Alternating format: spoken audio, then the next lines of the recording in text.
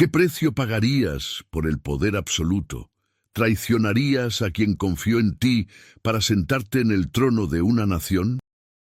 Esta podría ser la historia de muchas personas que en México enfrentaron decisiones imposibles entre la lealtad y la ambición. Esta es una historia ficticia inspirada en múltiples experiencias reales del México revolucionario, sin representar a personas específicas. Aviso educativo.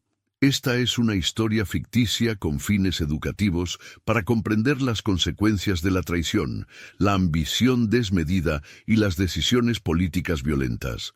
No busca glorificar ni promover ninguna actividad ilegal.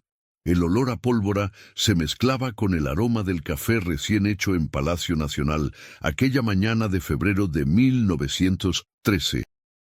Ernesto Velasco Herrera, un general curtido en 1000 batallas, de origen humilde y rostro marcado por cicatrices, recibió la llamada que cambiaría su destino y el de toda una nación. El presidente lo había nombrado comandante militar de la capital para defender el gobierno de una insurrección que acababa de estallar. «Llega usted en el momento más oportuno, mi general», le dijo el mandatario con voz cansada. Ernesto asintió, cuadró los hombros bajo su uniforme desgastado y juró proteger al gobierno legítimo, pero en su interior una serpiente venenosa ya había comenzado a despertar.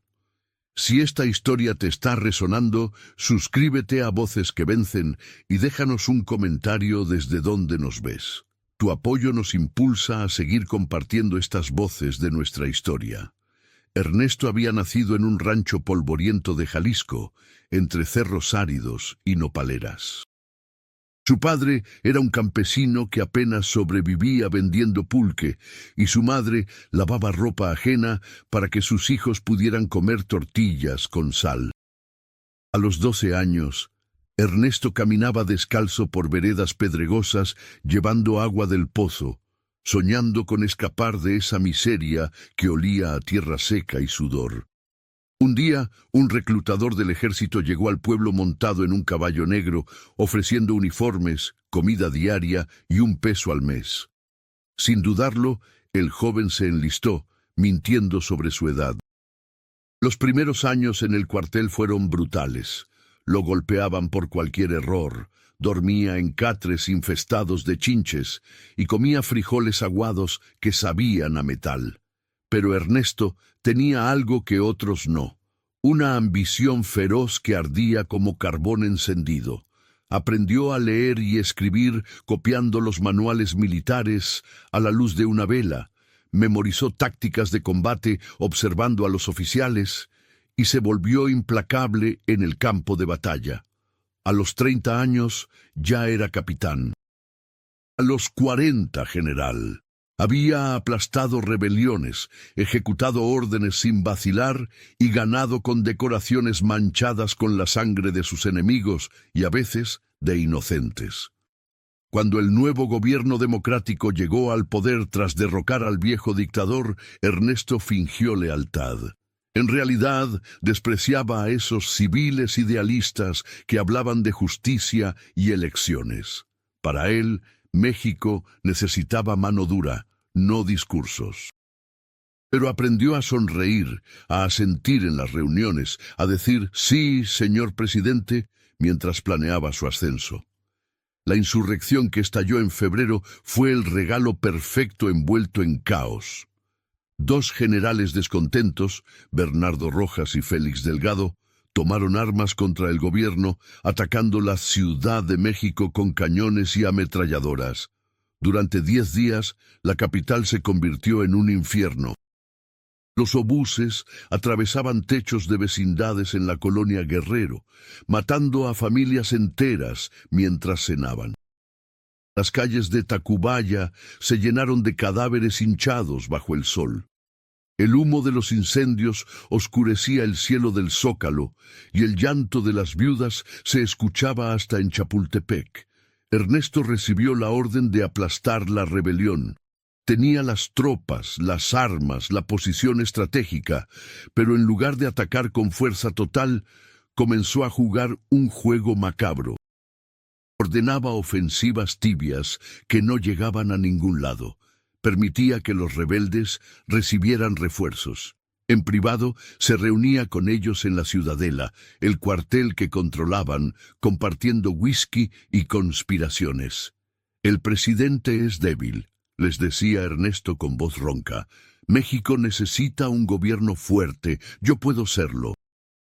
También se reunió con el embajador estadounidense, un hombre de traje gris y sonrisa calculadora, que prometió reconocimiento internacional si Ernesto tomaba el poder.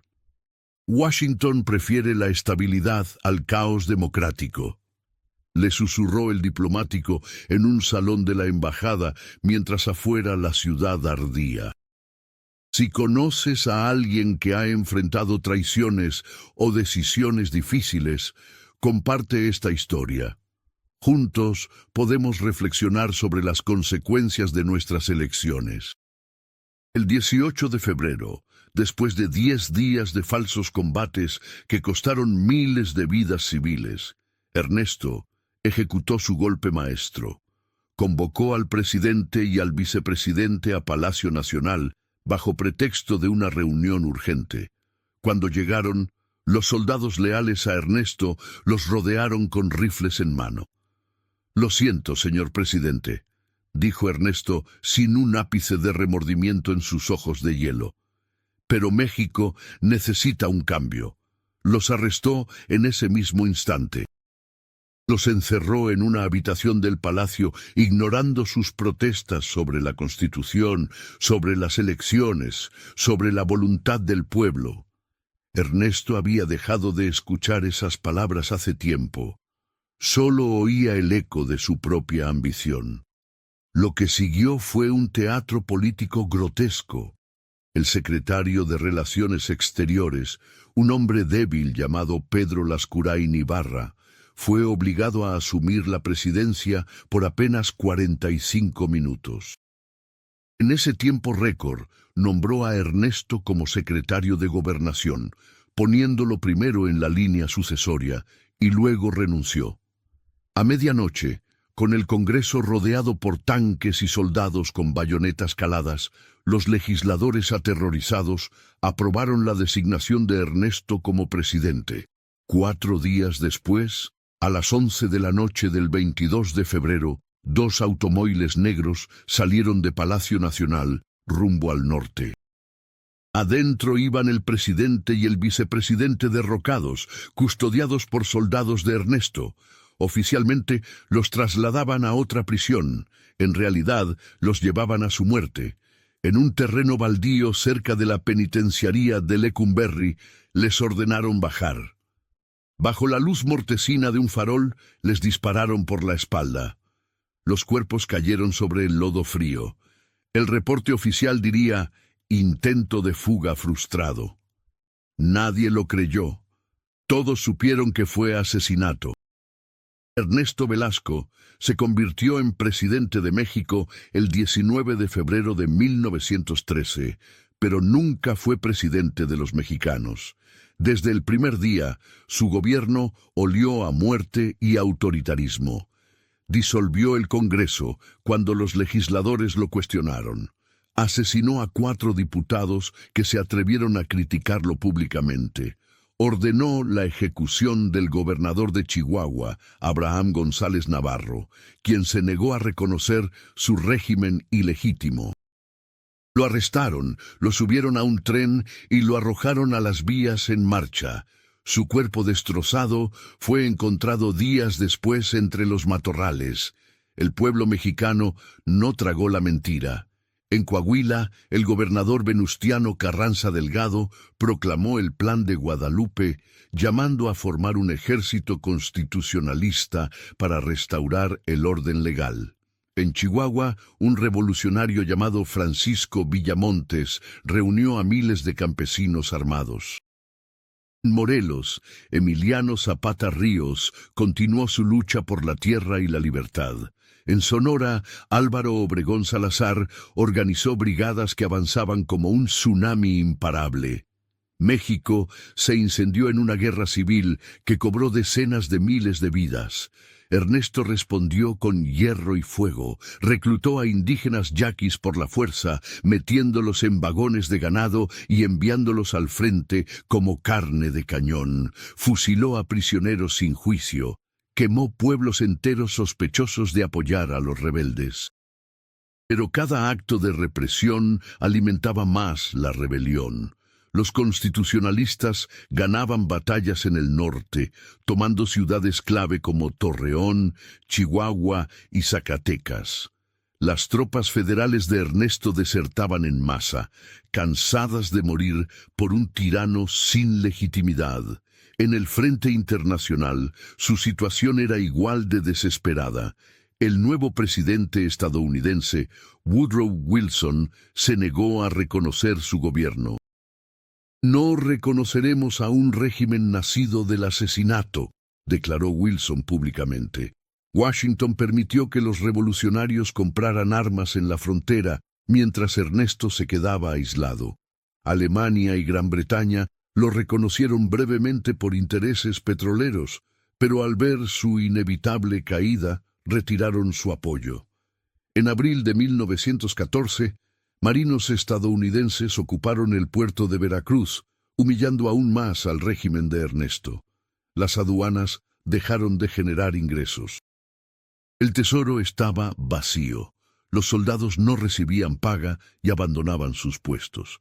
En julio de 1914, tras la aplastante derrota federal en la batalla de Zacatecas, donde las tropas de Villa aniquilaron a miles de soldados federales, Ernesto comprendió que todo había terminado.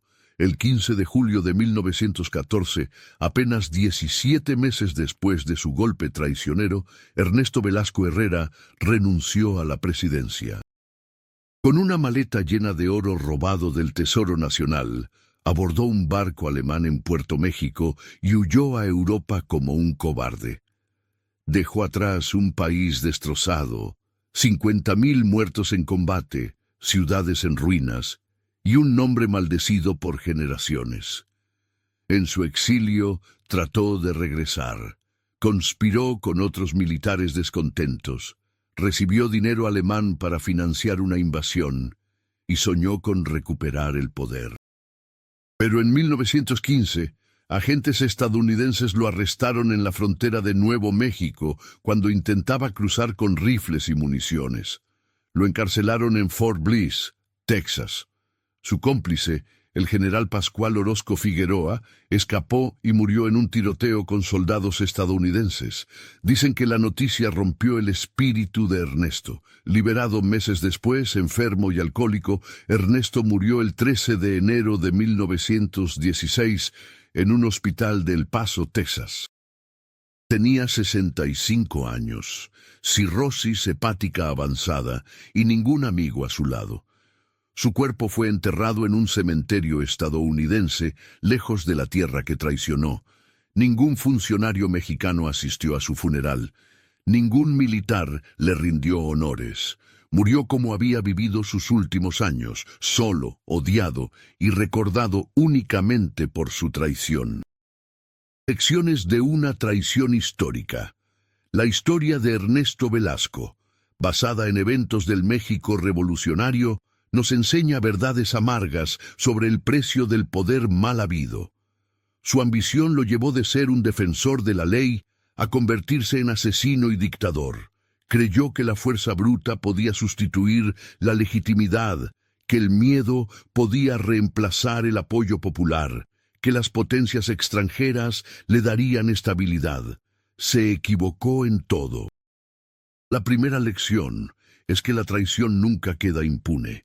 Ernesto traicionó a quien confió en él, asesinó a sus superiores y rompió su juramento militar. A cambio, obtuvo 17 meses de poder efímero, una guerra civil devastadora y una muerte miserable en el exilio. El poder construido sobre cadáveres nunca es sólido.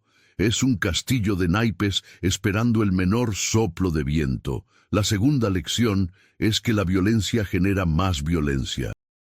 Cada ejecución, ordenada por Ernesto, creó 100 nuevos revolucionarios. Cada pueblo quemado alimentó la llama de la resistencia.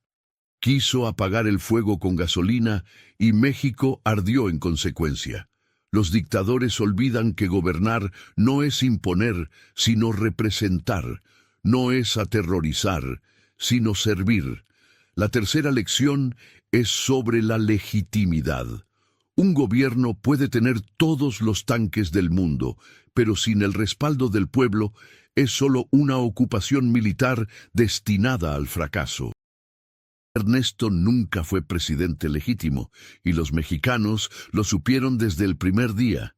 Su aislamiento internacional demostró que incluso las potencias extranjeras eventualmente abandonan a quien carece de credibilidad. La cuarta lección es que la ambición desmedida es una enfermedad terminal. Ernesto pudo haber sido recordado como un general valiente, un servidor público honorable. En cambio, eligió el camino corto hacia el poder, y ese atajo lo llevó directo al abismo.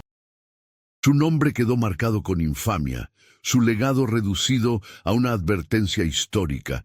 México pagó un precio altísimo por la traición de hombres como Ernesto.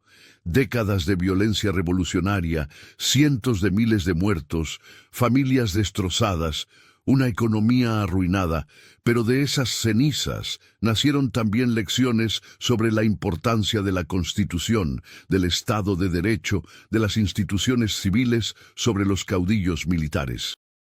Hoy, más de un siglo después, la historia de Ernesto Velasco nos recuerda que el verdadero poder no viene de los rifles ni de los golpes de Estado, sino del mandato popular, del respeto a las leyes y de la lealtad a los principios por encima de las ambiciones personales.